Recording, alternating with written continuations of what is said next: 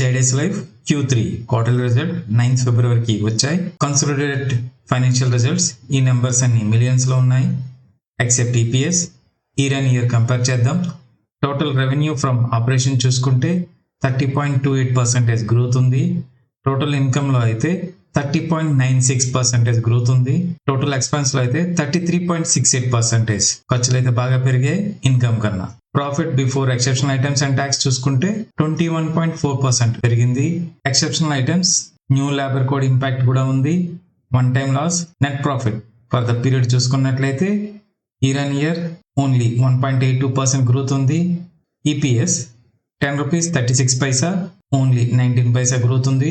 Quarter and quarter చూసుకున్నట్లయితే total revenue from operations 12.11% growth. Total income 11.93% growth. Total expenses 22.77%. ఖర్చులు అయితే బాగా పెరిగాయి టోటల్ ఇన్కమ్ కన్నా. Profit before exceptional items and taxes చూసుకుంటే 16.46% తగ్గింది. Net profit for the period చూసుకున్నట్లయితే 17.20% క్వార్టర్ అండ్ క్వార్టర్ తగ్గింది.